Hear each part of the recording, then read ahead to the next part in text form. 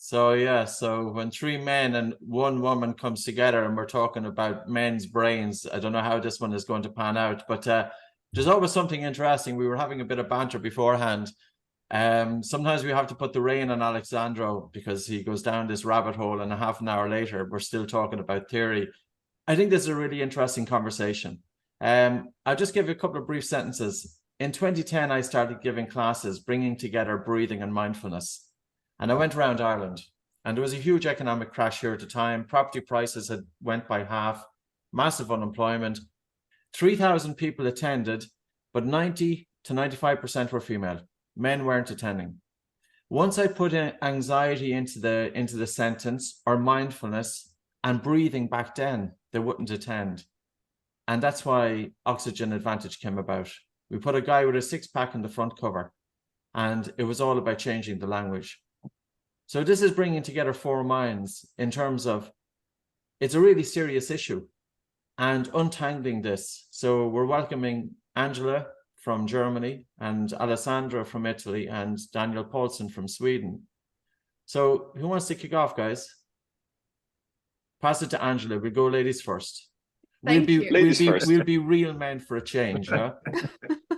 For change. Thanks a lot, Patrick. Yeah, thank you for creating this space. And I think it's a very important topic. I mean, 5% of the worldwide population is suffering from depression.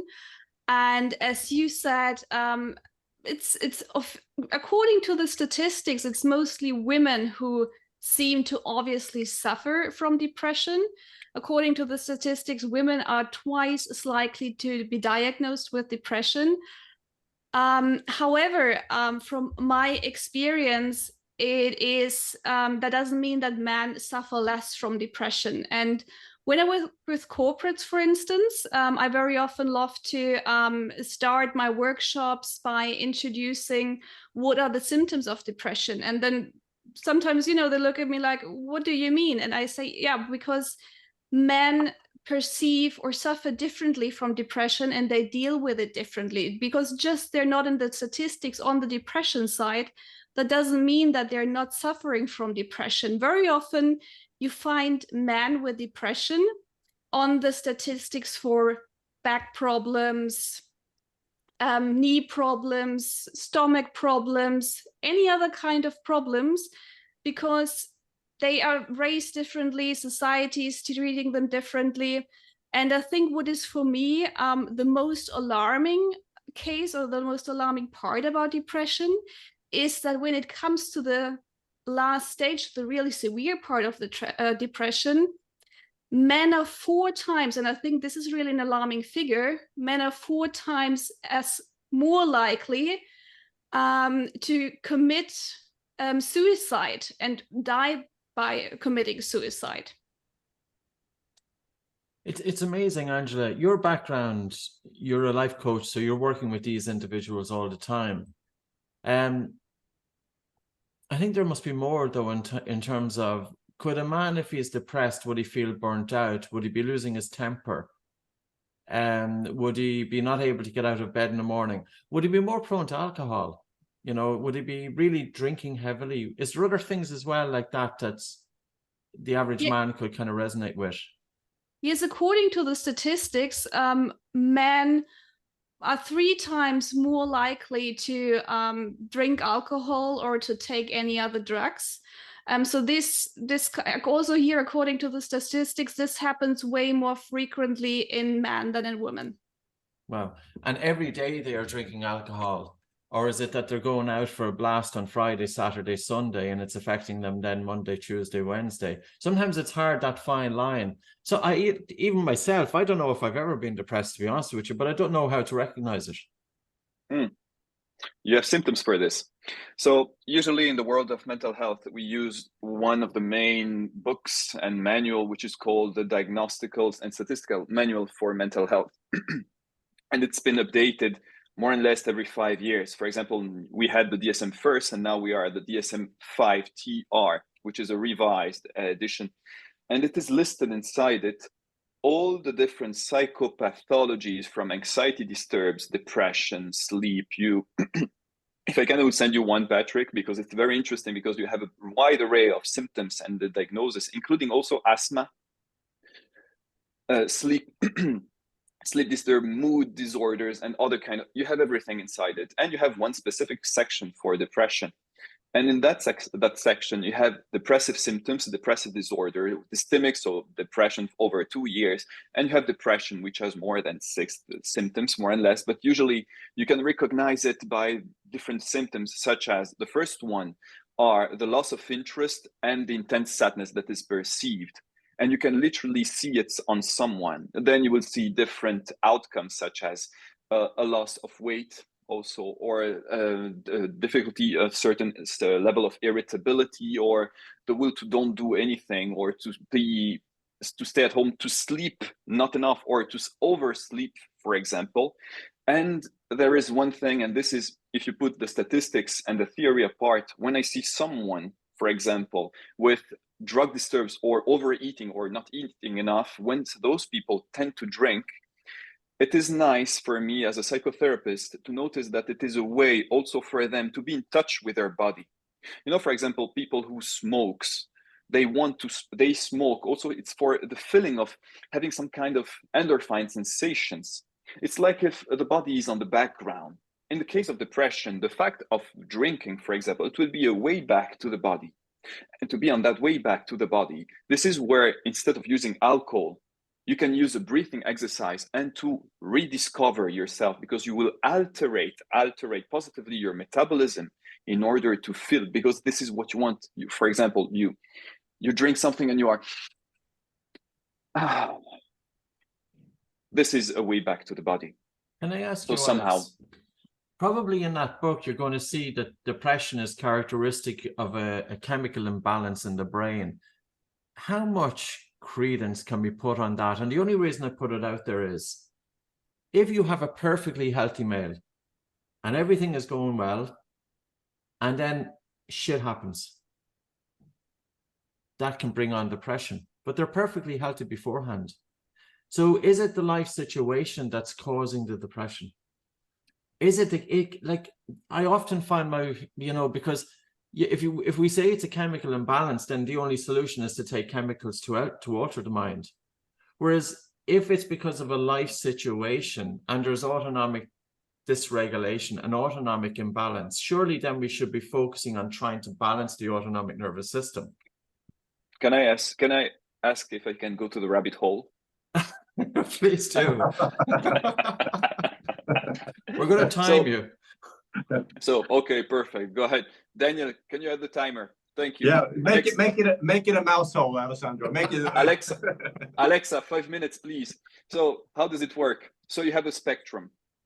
This is the main thing that I've learned from my studies. First of all, you have a spectrum.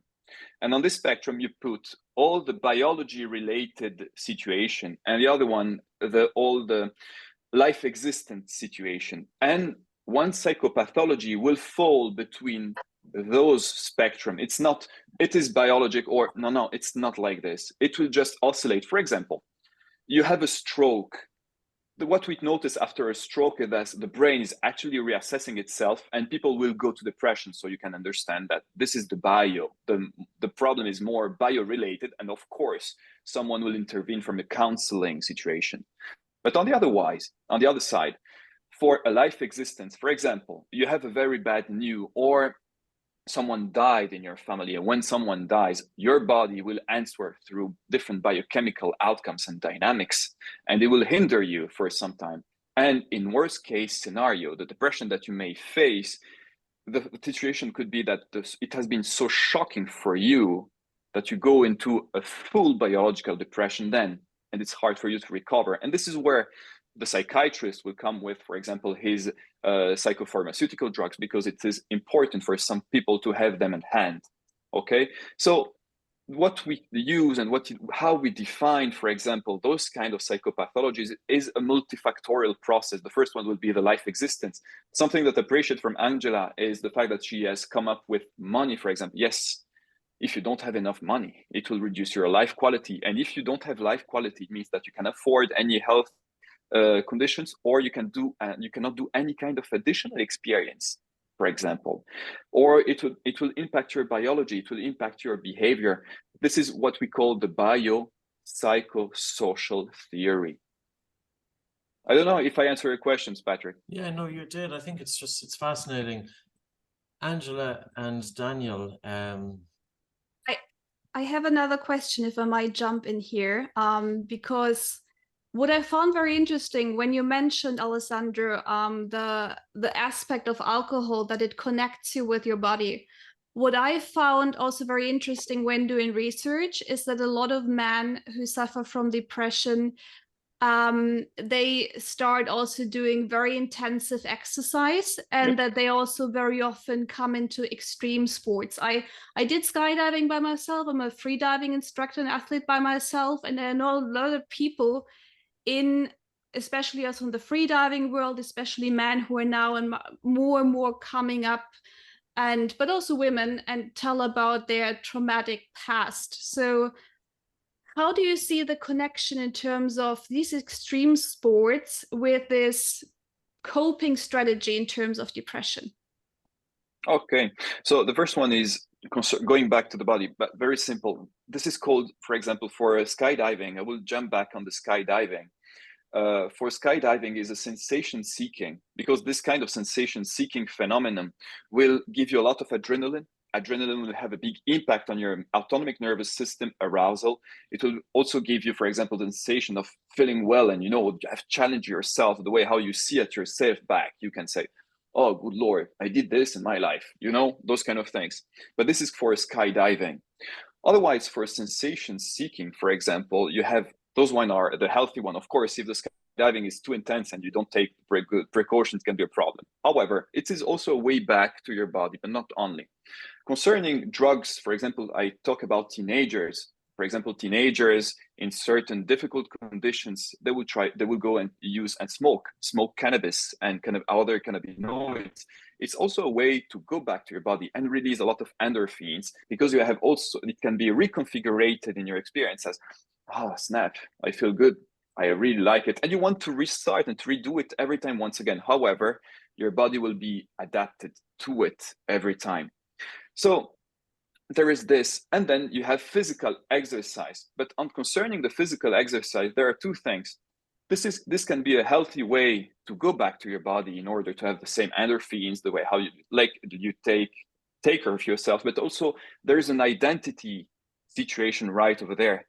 How will I look also in the future? But it's also a good pathway. The problem is also you can release a lot of endorphins. This is why, for example, marathonians are well known for running until they are gassing out, and then boom, they have those kind of outcomes, opioid outcomes. I don't know if you've ever heard about that. I don't know, Daniel, you, for example, that a lot of marathonians, they run because they have that kick of endorphins. Ultramarathon runners. Yeah. Yes, for example. Yeah, absolutely. Yeah. But the question is then, I have a question for you, Alessandro, or Angela. And Angela too, not only me. Can a depressed person enter a flow state? Like when you go into skydiving or freediving, are they able to, do you think, to reach those states where they feel good? That's why they want to get into it. Is that possible? Literally, I will answer you instinctively. I don't know. However, the shift of experience, I mean, if your everyday life experience is to be at home and looking at the ceiling for 8 hours and crying, because you can cry, and then imagine you have a friend, for example, and your friend is called Daniel Palsson, is bringing you to the plane, asking you to jump, and you jump from that plane, and you have a shift of experience in your life that you are, and you want to restart it back. Because there is another concept that I like, is the concept in depression, which is the loss of interest, which is called also anhedonia. Anhedonia is the fact that you don't have the will to have new feelings, or you don't have the tools anymore and resources to have new good feelings. There's a lot of interest. But if you find in your friend, this is why as a psychotherapist, I include all the family or friends, you find someone who will help you to do another experience, a fascinating one, something, or going to a concert. It is something that can release a lot of good, I would like to say, not only good things on your body, but also the way how you experience, you change your experience, and just by changing it, you will have new tools to look at yourself through. And this, yes, you can enter in a flow state, or maybe not, but in the same situation, you can say, snap, I did it. It was nice. Why can I not maybe restart it? How many people from depression are recovering because they've tried something different? They go into sport. There are good competitors then. I'm talking about professional athletes that I know. Or they kept on, or thinking, for example, about Phelps, who had a lot of issues from a psychology perspective, had a lot of issues, mental issues, the swimmer. ADHD and thanks, in that. Yes, and thanks to those kind of new experience and the way how he received the tools from the sport mental health consultant, it has been possible for him to look at himself through it and change the way of existing and reproject himself. But is I there don't know if it another makes thing? sense, guys. Oh, sorry, Alex. Just coming back to Daniel's question, is there another thing? If you're jumping out of an airplane, you're not going to be thinking. You know, you're too concerned with staying alive. If you're doing high intensity exercise, you're not thinking. If you do the Wim Hof method, you're not thinking. If you're hyperventilating, you're not thinking. And that just asks me the question then, why do people, when they are depressed, go to the extremes? Why not go to the more gentle stuff? Surely if the autonomic nervous system is already in this fight or flight response, does it make sense for them to be going into an even more fight or flight response? Or am I reading it incorrectly? Angela, go ahead. I don't want to be shotgun now. I don't want to be the only one talking. I'm curious about the answer here as well, because from my own experience, I agree with Patrick. And I also want to come back later to Daniel's question with the flow state, because I don't want to compare freediving and skydiving here. I did skydiving in the past when I was by myself very much in this type A corporate world level. And for me, it was exactly what you mentioned, Alessandro. You jump out of the airplane, and for me it was pure bliss, because I had the 60 seconds of free fall, and you're not thinking about anything else, like your job, what's on your email or on your calendar. You're just 60 seconds purely with yourself, with your body, and purely in this moment. You don't have any other chance than being with yourself and in this moment. It's very different with freediving, but I would like to come to that later, also maybe when we come to breathing, because in freediving, it's really all about mindfulness, and you really have to find ways to regulate yourself down. So I would like to give that question that Patrick just raised back to Alessandro with this distraction. Why is it so important for them to get into this state? But there is a thing, I mentioned it, I sent it to you also, guys, last time on the Master Instructor group. And there is a thing. Yes, maybe you don't want to think, but also, Patrick, you don't need any intense experience in order to don't think. Look at Netflix. People that are watching Netflix all day long, you're not thinking. Okay, you're not thinking. You're not thinking because something is, I would like to say, thinking at your place, but you're binge watching. Why? Because all your focus is directed over something. I can feel it when I'm watching a nice movie, for example. I don't think about my problems. We don't think about those kind of things. But all our problems are focused on TV. But then it's also a way to avoid the nagging pain that is in the background, my responsibilities, my emotions that are stuffed inside it and that are doing my everyday life and that are mentioning and actually building my everyday life and all those kind of things. So no, if, for example, some people have the resources and outcomes in order to pay Netflix and to watch Netflix or video gaming or also smoking cannabis, it will be a way to have no thoughts. However, the price that you have to pay is really among us. It's a terrible buzz, I have to say. And any of us have smoked it. It's, for me, going through university, and I think part teenagers do it because they think it's great, and it's absolutely terrible. The next morning, you're just all over the place. Yep. And it's also a way to tame down the pain. You're just taming it down, and that's it. But on the other side, what is not helping people to practice breathing exercises is just psycho and school education. We don't receive those tools. Now people are waking up, but since school and high school, I've never someone. Also in the religious class that you can have, for example, in the Mediterranean place, or south of France, Italy, you have religious lessons, but they don't give you tools for maybe faith. I don't know. It depends then of the professor. But giving you simple tools like this can be very huge and very helpful. For me, two things would be important. The first one is awareness. The awareness of there is something wrong going on from an emotional perspective. But on the other side, breathing tools in order to calm down all the outcomes, emotional outcomes, mental outcomes related to your individual, to the individual. For example, have a kid with you and he's screaming and everything. Instead of maybe punishing him, of course, there is a balance of everything. You can ask him, what happened to you? Okay, explain me. You were angry? Okay, perfect. Next time, this is what I do with kids. Next time, you know Spider-Man, the spider sense. Okay, use the spider sense. Next time that you have something like this, at least shout, scream, and do the coherence breathing. We can call it the feather breathing, for example. This is a psychoeducation system that has to be built up, and it's starting. I saw it on the newspapers. Things are starting changing, but psychoeducation on one part. And if you don't have psychoeducation, people will start to do stuff like smoking cannabis, binge watching, playing a lot of video games. I used to be a huge video game player. Video games are not wrong. It's just the way how you play them that can be wrong. However, those kind of things together. But psychoeducation is the first point, in my opinion. Yeah, I think it's also a huge Sorry, Patrick.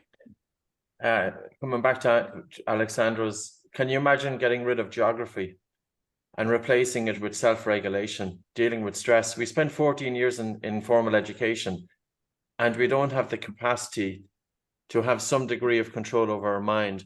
Can I ask this question, because it's intrigued me a little bit? Do we actually learn how to quieten the mind and not necessarily stop thinking, but to reduce the thought activity? Or are we just simply directing our attention to something else, away from thought, but into the body, into the present moment? Is there an actual quietness that happens in the mind, or are we simply directing our attention? Angela, if you want to answer. No, go ahead. Alessandro is passing all the hard ones over. Do you see this, Daniel? Passing all the hard questions over to Angela. Italian vibes. I want to be educated, guys. Okay.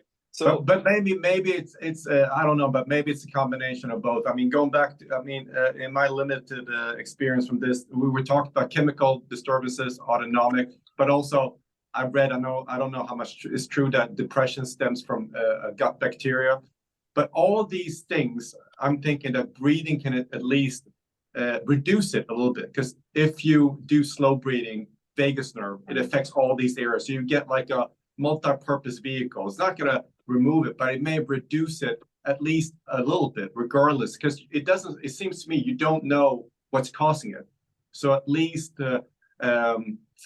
awareness of your breath and conscious breathing could at least reduce it somewhat. What's your thought on that, Angela and Alessandro? So first of all, I think awareness, and I think Alessandro mentioned this as well, awareness plays a vital role when it comes to recognizing the state, and also from a society perspective. I think the problem is really still that we still raise kids, especially boys, in a way like, yeah, boys don't cry. And also when it comes to partners, honestly speaking, I see it very often that women want to have this soft and emotional guy on the paper, but then in the end, they can't handle when they show vulnerability. So I think that we have a society problem, and that also, I think it's changing, but this is also then reflected that, men are more used to not going into the feeling, about not being mindful. And I think, yes, there needs to be more education also in school. I know that some schools, unfortunately not so many in Europe, but I know other schools outside of Europe where where kids have meditation as a class in the morning, which I think is great. And coming especially to the breathing, I think, yes, breathing connects us with the body. Breathing, and it's by contrast to meditation, where it's very likely that you have what I call the monkey mind or the ego mind that starts distracting you. And it's very hard for people to really meditate because you right away think about your job, your whatever, the stuff with your partner or the kids. So I think breathing really helps you. First of all, of course, with the breathing, we kind of program our brain, and we show with the breathing that we're in a safe state. So it helps you generally to regulate yourself down, but it also helps you to really focus and to be in the moment, by contrast to other kind of exercises like pure meditation, for instance. Okie dokie. I find There's personally, awareness of the mind is very challenging for people when the mind is all over the place. I would agree with Angela. A very direct route to helping to bring a quietness to the mind are breathing exercises, but breathing exercises that are dosed according to the individual. The thing about mental health and hyperventilation and panic disorder and associated symptoms, that often breathing is affected during those times. So then when we start working on the breath, we can relive, or we can bring up the symptoms. Say, for example, if we're doing really light breathing and slow breathing, we're generating a feeling of air hunger. I have tipped people into panic by simply doing that exercise. And when I started noticing it, and it was back in 2010, 2011, 2012, when I had those large numbers of people coming in through my doors, and I was making mistakes with many of them. And I never realized that how delicate breathing is for some people, that even just placing attention on the breath can be challenging for them. And after that, we dial down everything. And I would say, listen, don't worry about it. Go for a walk with your mouth closed. In actual fact, it's the best breathing exercise you could do. Do your yoga with your mouth closed with light breathing. Go dancing with your mouth closed. Get into the garden with your mouth closed, because even if you just breathe through your nose, you're adding a resistance to your breathing to increase carbon dioxide in the blood, which is increasing blood flow to the brain and oxygen delivery to help reduce neuronal excitability. And that would come back to the question I asked earlier. Now, there's another factor, sleep quality. There's two factors here. One is there is a significant association between depression and sleep apnea, and very few people talk about it. And there's also a significant association between children who were snoring and mouth breathing and having apneas and brain development, that the brain develops during the formative years, especially the prefrontal cortex. And that's going to be responsible to some degree for the child's empathy growing up. So if the child is having disrupted sleep, and if they're snoring and having apneas, they have poorer brain development. And children who are snoring at age 5, they have a 40% increased risk of special education needs by age 8. I often feel that the simplest things here are being absolutely overlooked. Mouth breathing, sleep quality, and breathing patterns. 75% of the anxiety and panic disorder population have dysfunctional breathing. So those are just my few takes on it, those contributory factors. And I do believe that the mind, it actually quietens. I could talk personally about it. I used to feel that my mind was all over the place. My mind is much quieter now without me having to direct my attention anywhere. So I don't always agree with the stance on mindfulness, because people who are teaching mindfulness will often say that your mind doesn't quieten, you're simply directing your attention. My mind has got quieter. And if my mind has got quieter, anybody else's mind can get quieter too. We can learn how to quieten the mind, and we don't have to go to the really challenging extremes. And I think Western society is doing this. And there's another conversation here, is the language that we use with men is much different to the language that we use with women. Women are more open. I don't think too many men are going to go into a bookstore and buy a book on anxiety and walk down the street shaking it, showing I have a book on anxiety. And there's another thing, and I'm throwing things into the mix. This is just my spewing out. So this is my 5 minutes of limelight. How about when we were growing up in the 70s and 80s? Well, I'm that bit older than you guys. We were in hurling matches. We were getting into bouts. We were getting into fights, unfortunately. But in some ways, it gave us some degree of resilience, especially on a sports field. And if we're too soft, it doesn't then give us the resilience when life throws a curveball at us. And I think there's a role for sports there. You know, so there are just a few things anyway. what are your thoughts? I don't know where you're going to start with that one, though, or who's going to start. Can I go to the rabbit hole once again? Go ahead. Okay. So for a more resilience perspective aspect, there is one thing, especially when you study psychology, you also study everything related to the world of animals. And I love it so much, especially when you pay attention to tigers or gorillas. In the group of gorillas, in the tribe of gorillas, the way how, or especially tigers, the way how they learn how to hunt is by fighting against each other when there are babies, for example, puppies. And the way how more you will have a huge brotherhood, sisters, and more they will have different sisters and brother, more they will find their expertise in hunting. And then the mother will take back the tools of their psychoeducation and bring them to hunt and teach them. So the role of sport is also inherent to us, and that, especially from this kind of animal side that we still have, of course. So those kind of instincts that are inhabiting us. I would like then to bounce back, especially on the role of functional breathing in mental health, especially from a neuroscientific perspective. When talking, we have all the left hemisphere that is turned on, especially the Broca area, which is the area of oral production, for example, is very active. If you mouth breathe, this area is active, but together with the left part of the cerebellum. So we can see that only one hemisphere is tendentially more activated. This is a research from last year, 2021 in Japan. I loved it.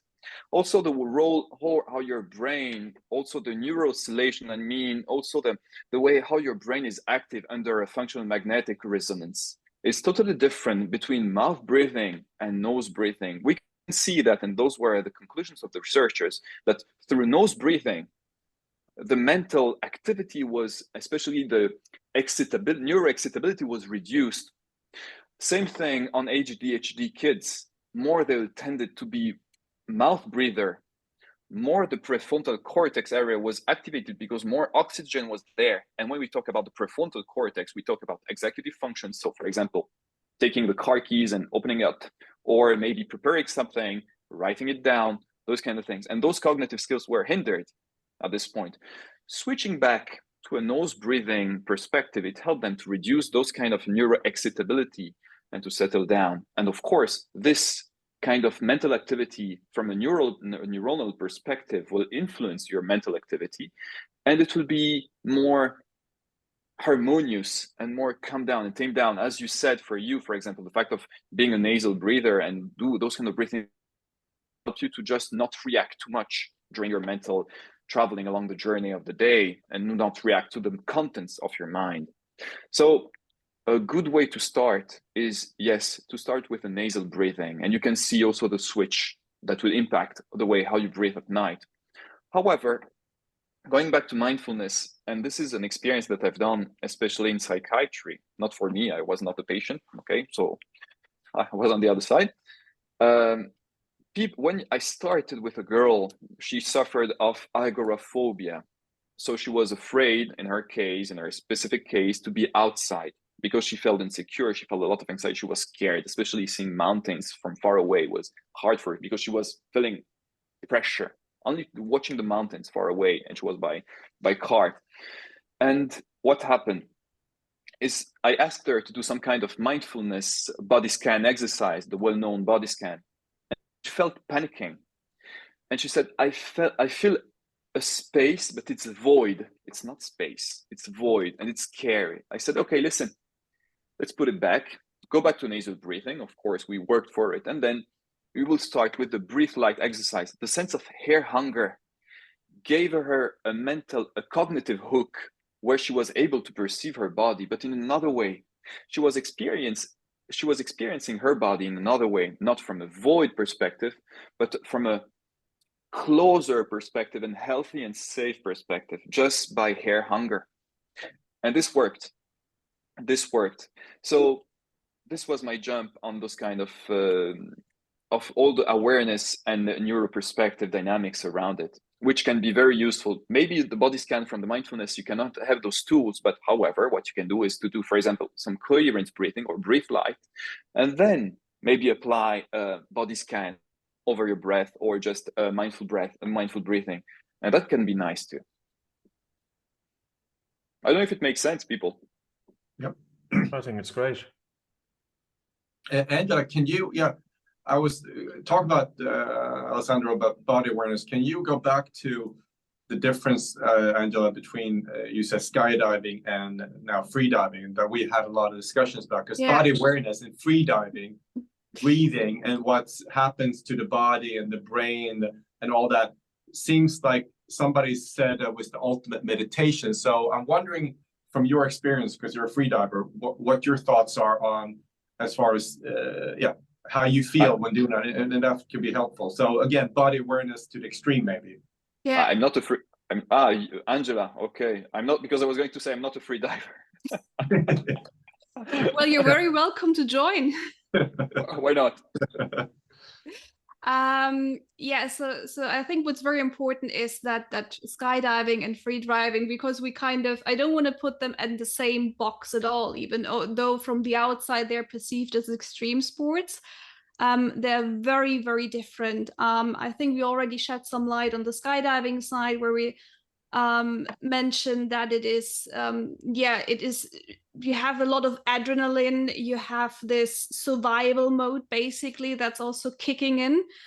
And in freediving, it's very different. In freediving, it's not about adrenaline. In freediving, it is really about mindfulness. We're working a lot on CO2 tolerance. We're working a lot of being in the moment. It's more about finding a flow state, because you mentioned flow state, so I want to pick up that word, under pressure.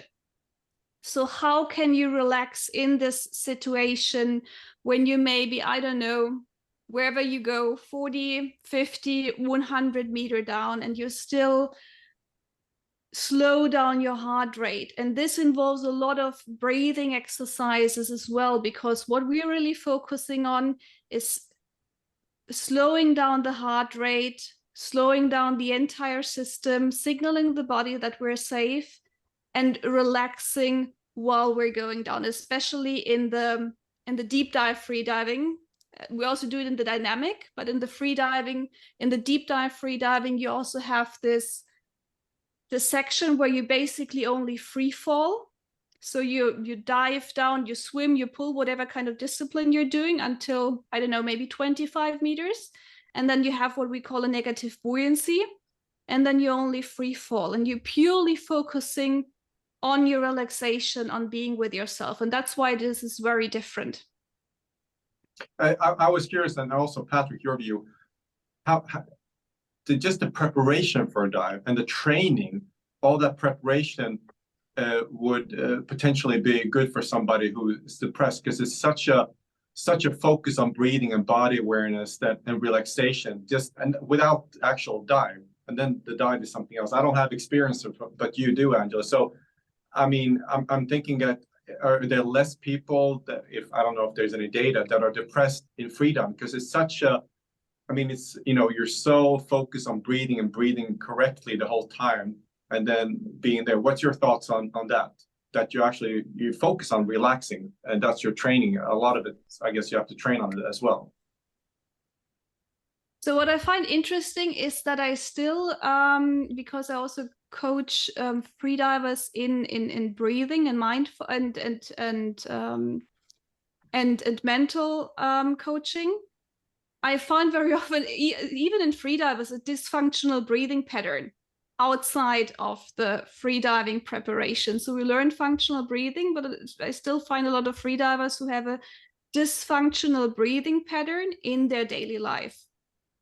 How is that possible? If you go down to, like, say, 50 meters, you must have a tolerance, for low oxygen, high CO2, I'm imagining. So that would surprise me, at least, to for somebody who's doing freediving. But so I'm not necessarily talking about the world-class athletes who go down to 100 meters, but I still see it in a lot of athletes.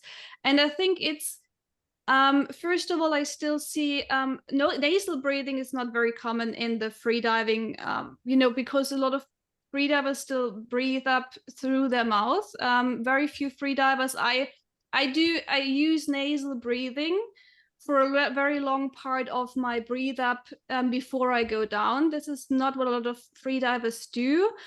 But we focus on diaphragmatic breathing. When it comes to the CO2 tolerance, it's, yeah, of course, breath hold. And I think that was Patrick also mentioning when it comes to resilience. We do a lot of breath holds, and breath holds definitely build up CO2 tolerance, and they build up resilience in your brain, and that definitely helps you. And of course, we're using different kind of breathing exercises to slow down the heart rate. I think it's going to be like, if we think about breathing in the main, everybody is going to be impacted by trauma and life situations, genetic predispositions, asthma, things like that. So the free diving community is going to be no different to any other group. You're going to have a cohort of individuals who have had trauma, who have a background of asthma, who have genetic predisposition to a strong chemosensitivity to carbon dioxide. And even though the sport itself, but I would agree with Daniel, if you think that somebody can hold their breath for maybe 1, 2, 3 minutes, that they would have a reduced chemosensitivity to carbon dioxide. And that would then translate into a light and slow everyday breathing pattern.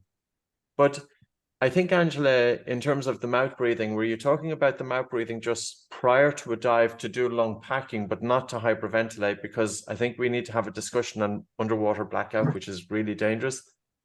And the other thing is, were you talking about the mouth breathing of the diver outside of their diving? How do they breathe during sleep? How do they breathe during physical exercise? How do they breathe in their normal everyday pattern? And how would you diagnose functional breathing? Do you use the Bolt score? Do you use other tools? So there's a few questions thrown in there. Yeah, so I think we want to start. I hope I remember every of your questions. Otherwise, please don't depend on me me to remember them. Okay, I start with the hyperventilation. First of all, I think this is really important to mention because there is a misperception. We don't hypervent in freediving. This is extremely dangerous, and we don't hyperventilate in freediving because the risk of a blackout is just too much. What we're doing is we're focusing on breathing exercises that helps us to slow down the heart rate. Also with lots of breath hold training, we're increasing our CO2 tolerance. And it is important that we feel this urge to breathe. We suppress it, we deal with it. We want to relax into the contraction of the diaphragm, but you don't want to have a delay in that and a hyperventilation because the risk of a blackout is too high. So this on the hyperventilation side. Some do a mild hyperventilation, but mostly after underbreathing just to balance it out.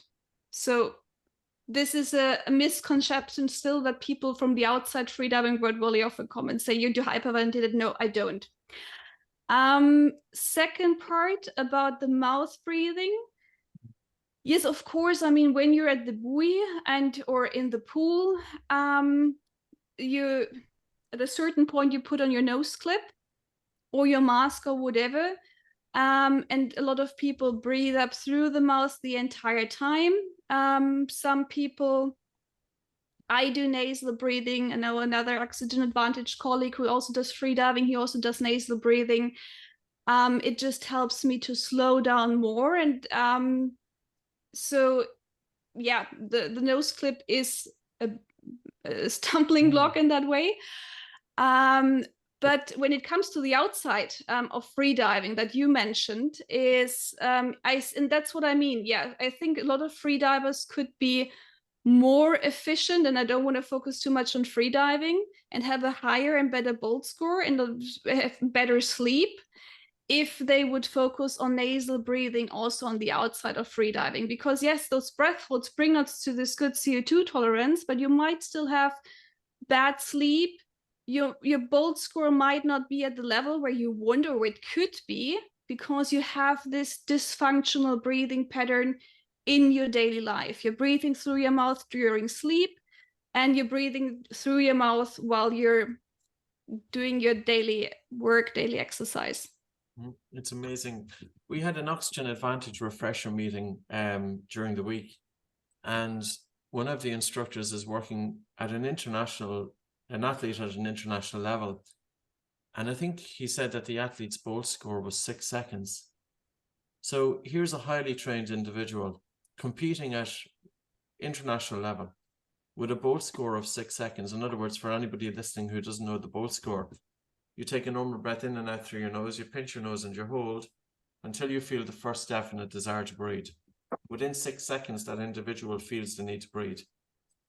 So sometimes we assume that physical training improves breathing patterns, and there is a need, isn't there, to kind of look at our breathing outside of the physical training, outside of free diving, outside of anything else that we're doing, because ultimately you could be doing one thing very well, but then you're going around and you're spending the other 23 hours or 22 hours a day, and you're almost going backwards a little bit. And nobody's putting that piece together. So thanks for that, Angela. Any more contributions, guys? So I would think then oxygen advantage method, which is, focus a lot on the other 23 hours plus during the day, would then complement even freediving, which I thought was more, since they're so focused on almost breathing alone versus any other sport, that they were like their sport of their own. But you think that they could benefit from focusing on slowing down their breathing throughout the day and also get better sleep in your experience, Angela? So that would be a complement even to experienced freedivers. Yes. Okay, that is interesting. I have something to add, and it is something that it's a breathing method that is quite famous, the one from Breathology by Stig Severinsen. And Stig Severinsen is a biology PhD owner, and he has experienced the benefits of the diving and breath holding over a group of PTSD Army Navy SEALs.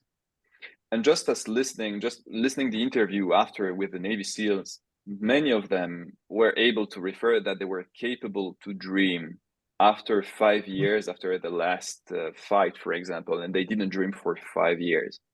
So I like also the way of, especially for subdiving breathing techniques, especially for being in touch with the body without feeling also the sense of void, which is quite amazing. And also the way how you can also handle your mental activity from this. And I don't know if he has published anything, but it was really good. It was really good from how to handle PTSD. Because why did I like it? Because there is a lot of focus on hyperventilation, from Groff, holotropic breathing, or rebirthing. And the thing is, the idea behind those methods is very cathartic, and catharsis, for who is belonging to the world of psychoanalysis, is when you say something, you actually expel it. It's the way how to expel pain by just saying it, for example. However, holotropic breathing for handling PTSD, in my opinion, I saw a lot of patients who've been through those kind of methods. They didn't like it. And it's like adding a controlled trauma over an uncontrolled trauma. And there are other ways, softer ways in order to cope with such disorders, which can be very beneficial. Subdiving is also one of them because it can be gentle on one side. I don't know, Angela, but just, for example, holding your breath, not only for the fact that you can be in touch with yourself, but also that you can achieve a challenge. Maybe for someone holding his breath for 1 minute and 20 seconds, it can be something amazing. Also for a kid. I don't know, what are your thoughts about that? Yeah, definitely. And I think we touched the part of the resilience. So it after a while your brain will adapt to it, and you find relaxation to that in that. For me personally, I know a lot of freedivers hate it, but static, which is the discipline where you only float on the surface of the water and hold your breath. This is one of my favorite disciplines because it really helps me to be with myself. I enjoy this time of quietness, just floating 5.5 minutes on the surface of the water, holding my breath. I mean, of course, towards the end, it becomes uncomfortable. That's part of the exercise. But I like being in this state. I like just holding my breath and letting the thoughts flow and focus on my body. I think Super. I just wonder as well, like breath holding generates a feeling of air hunger. And some people with panic disorder and anxiety have an exaggerated fear towards that suffocation. They're terrified of suffocation. And if we give a controlled dose of air hunger, it's almost that we can desensitize their reaction. Well, I believe we can desensitize it. And of course, there's other things going on, such as the brain, by regulating breathing, regulates its own excitability in terms of what Alex was talking about, neuronal excitability. If you have somebody, say, with PTSD or somebody who is prone to panic disorder, we don't always know how they are going to react to suffocation. Yes. And I think it's really important is to start and almost dip our toe into the water. Like I had a class with anxiety and panic disorder during the week. I had them hold their breath starting off just for 3 seconds. Now, people might say that that's useless, but I want to make them feel safe. And I think that's something that kind of maybe goes against in Western society, as we've kind of purported to, that very often we want to see the bigger the better. But for anybody who's wanting to start off somewhere, let's dip our toe into the water. Doing your breath hold for 3 seconds, breathing normally for 15, breath hold for 3, breathing normally for 15, then go on to 5 seconds, etc. Then go into breathe light. And even with the breathe light, I've seen people go into anxiety and panic disorder. Yep. Because it was 4 minutes of air hunger and they weren't able to cope with it. And we have to, we're taught, like, I'll tell you exactly what I did. I had 10 or 15 people in a class in Dublin, and they were all there with anxiety. They were pretty much all females, and they were young. They were in their early 20s, and I had them do light breathing and slow breathing. And I knew by their facial expressions that they were getting stressed. Yeah. And unfortunately, in my limited knowledge back then, I actually encouraged them to keep going with it. And it was the worst information that I gave them. And this is where working face-to-face with individuals imparts you with an experience that is really, really important. That often this is not indifferent. When you're working with large groups, you can't get that personal experience of the one-to-one. I'm just thinking about free diving. Is there anybody ever talking, now this could be a totally stupid statement, is when we are in the womb, we're surrounded by liquid. Is there anything in terms of that the comfort and the safety in the womb that once we're going into the water? I don't know, I'm just putting it out there. Maybe it sounds bizarre, but silence, obviously the wrong statement. I don't know. I don't know whether I get the question right. The thing is, maybe a freediver's brain works a bit different. I know that a lot of non-freedivers, usually they approach me and they say, I can't, it scares the hell out of me to just imagine being down at 40, 50 meters and just surrounded by water. For me, that's my safe place. For me, this is a place where I'm entirely with myself, where I have this quietness, where it's just me and the water. So my mind works differently. And so I can't tell about others, but for me, this is really a safe place. And I hear this also from other freedivers quite often. And I think also as we learn more and we focus more on being in this moment and being with ourselves and being with our body, it is really about enjoyment. I personally, and I think this also goes a little bit back to what you say with the breath hold and training the brain. I know that some people kind of force themselves to do something. For me personally, how I train is, if I don't feel comfortable, I turn around. Because I want to have in my brain this sensation that I'm going to have a beautiful dive, which is just relaxed. I can force myself down. And maybe struggle. I might get equalization problems. But for me personally, my approach and also what I got from my coach is getting into your brain this idea and this feeling that it's going to be a beautiful and relaxed dive, and if I'm not feeling comfortable, I go up, and that's fine. But if I force myself down, I'm creating in my brain this idea that it's going to be horrible, that I might suffer from contractions, that anything might happen down there, and I don't want to have this feeling in my brain for the next dive. But Patrick, I think, and Angela, going back to what you said, Patrick, about the breathe light, and even maybe very slow breathing for somebody who suffers from anxiety, that they have to shift their breathing from the subconscious to the conscious, and it's such a big shift that they can't handle it, versus what you found out later on with the many small breath holds, like every 20 or 30 seconds. It's not really, you're not changing your breathing, you're just doing small little breath hold and increase in the CO2 slightly, increase in nitric oxide slightly, and in control. That's maybe the first step in before you go to the second step, because it's such a big difference from breathing a certain way 22,000 times a day, and then you shift it, so it becomes a stressor, even though it should not be a stressor. So, those are things that you, like you said, Patrick, you have to look at somebody, see how they should be relaxing, because most people do get relaxed, but some don't, and then you have to find another way. So I think we talked about this before, but I think that's the right way. Or do you agree with that, Patrick? Yeah, totally. And you know what, Daniel, it's people feeling safe and people realizing that physiologically the breath is amazingly powerful when used in the right way. And I know there's different breathing techniques, and sometimes I am probably biased towards light, slow, and low breathing, because I've been trying to address chronic hyperventilation for 21 years with people. That was my space. And then I don't always understand the acute hyperventilation, but my personality doesn't suit the acute hyperventilation. I'm an introvert. I had a conversation with somebody yesterday, and she too is a breathing instructor. She's not oxygen advantage. She's an introvert, and she loves the slow.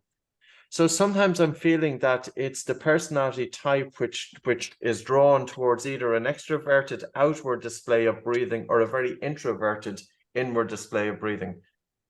It doesn't really matter once it works for that person.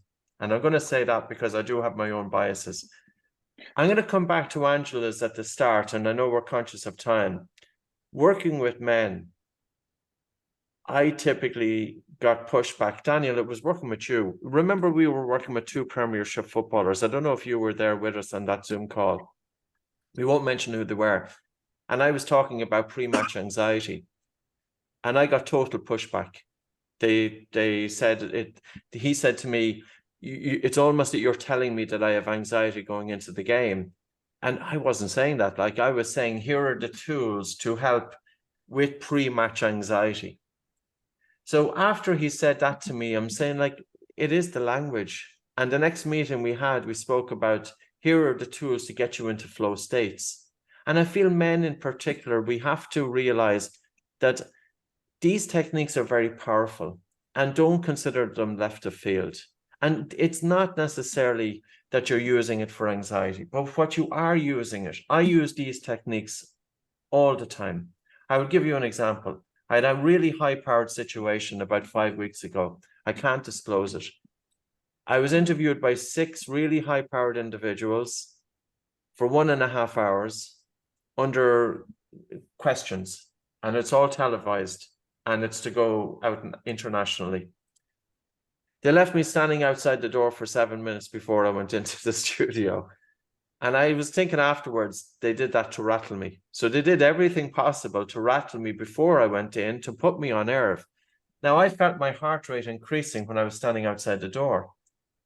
And one of the people who were there told me to take a deep breath. And I says, no. And I started just taking a soft breath in and a really slow, gentle breath out. And nobody, to the outside world, I'm just standing there. Nobody knows I'm doing anything. And all I'm doing is just slowing down everything. And by slowing down breathing, I'm stimulating the vagus nerve and secreting acetylcholine, which is causing a slowing of the heart. And I brought my heart rate down. And I walked into that room, and I had the critical mind aside, and I was in present moment. Now, 20 years ago, 25 years ago, I would have been a nervous wreck. I would have faltered completely. I would have gone into a fight or flight response. And the only difference was because I knew a simple tool that I carry in my everyday life, as you do too. And this is the power for men. This is giving you the ability to improve your focus and concentration. And I don't know if we want to use that word resilience, but what I would use is to be able to confront situations feeling calmer and more collected, and then you come up with a better solution. Because the last thing we want to do is go into a difficult situation in a fight or flight response, because all the brain wants to do is get us away from the situation. So I'm going to put those thoughts out there, and we'll kind of, in the next 5 minutes, we'll wrap up. There's one thing that I would like to say, because Patrick mentioned breathing style with the personality styles, the correlation. Patrick, you know me, I'm the opposite of you. I'm totally extrovert in my case. You know me from this perspective. So in my case, for handling, for example, it's not my fault, guys, I'm extrovert. So if, for example, I have to face something and it will trigger me, the first thing that I have to do in my case, this is the difference with an introvert. I have to scream, or I have to shout bad words. I won't say them here, I swear. And the second thing is I will hyperventilate, but like, or breath of fire, or I will have a fast walk or punching whatsoever, because there are too much energy in my case, and I have to slow down. And then I will introduce a breathe light exercise, because I'm already agitated.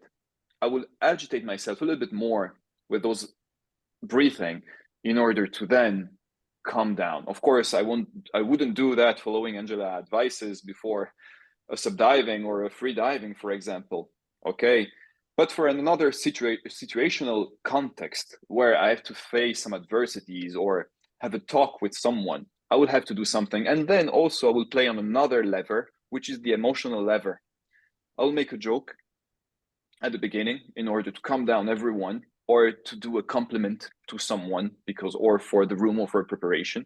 I will do something like this for handling the emotional context, and use the breathing in order to calm down.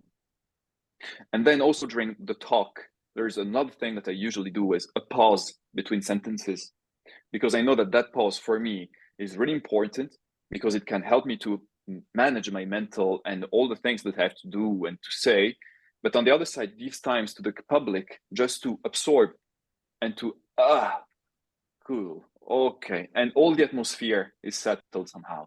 I don't know if it makes sense. Yeah, So it does. I think it's great.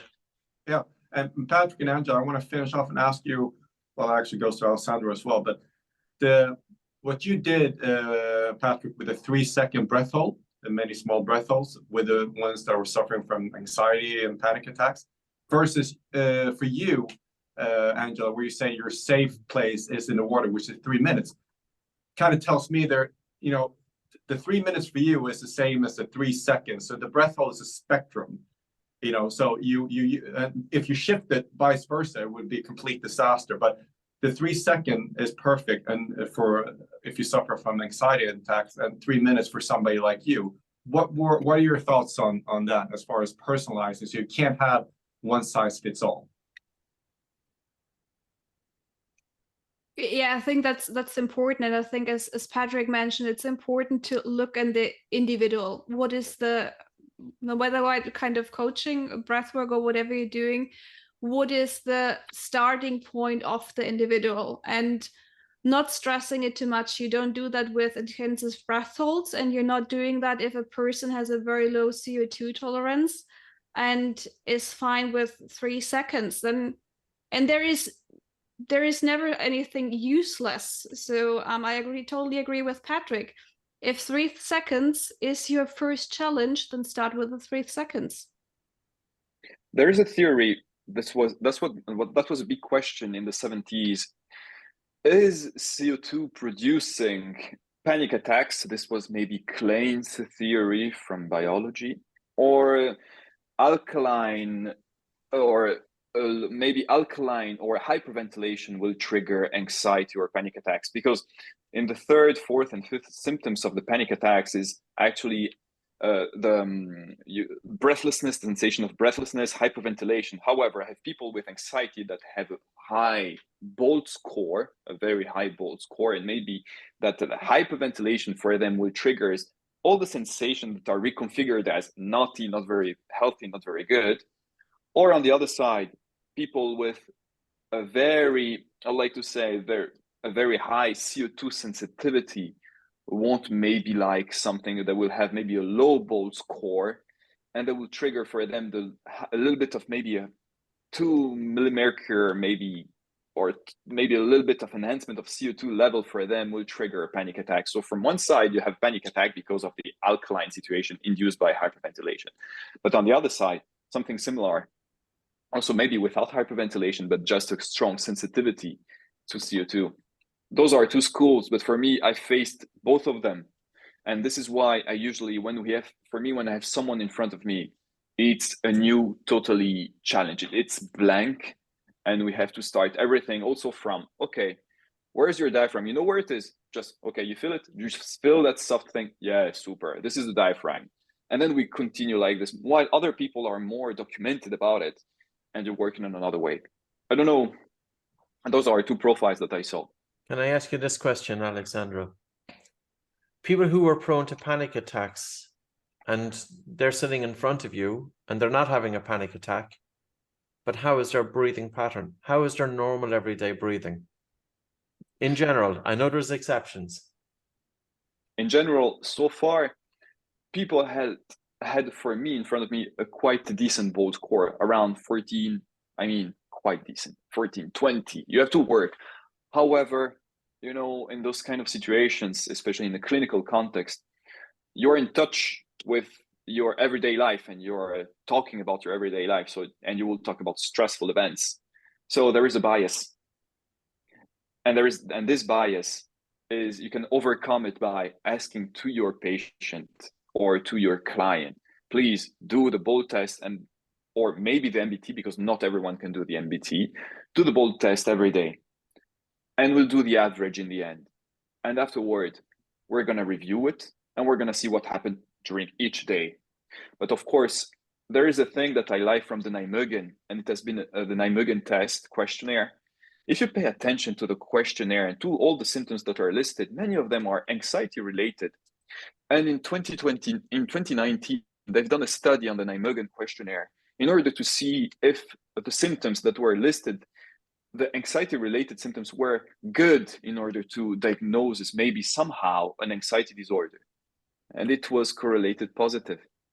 And the first thing that I take a look on when I have an Nijmegen is I would spot all those symptoms and see, there's something interesting there, or no, maybe no, it's purely biochemical, or there is a clinical issue over here, not a mental one. Understood. That's cool. I think we'll draw to a close. What Alessandro was talking about was the Nijmegen questionnaire, which you'll find online. It's 16 questions and you fill it out. And if your score is over 23, it's a suggestive diagnosis of a breathing pattern disorder. Traditionally, it was hyperventilation syndrome, but more now it's an umbrella term, breathing pattern disorder. But what Alessandro is saying, the connection between the symptoms of anxiety and the symptoms of breathing pattern disorder. Yep. Listen, I think it was a great conversation. I think there were some very interesting aspects of it. Does anybody want to draw to a close? Someone wants to jump into the rabbit hole? Yeah, I think what I would like to mention towards the end to people who are listening is that breathing exercises, I think Alessandro agrees on that, it can't replace a medical treatment. So if somebody's really suffering from depression, it is important to see a medical practitioner. However, breathing exercise can make a very good contribution to improve stress, anxiety, and also it is very accessible. I think nowadays a lot of people have problems in finding a medical practitioner. It's especially since COVID, it's really hard to get access to psychological health care. And breathing exercises are a very accessible tool.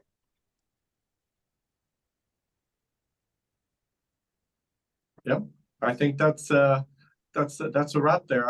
Anything else, Alessandro? No, Daniel. No, really. You said everything, guys. Super. That was a super. Daniel, super don't podcast. even be giving Alessandro any opportunity here.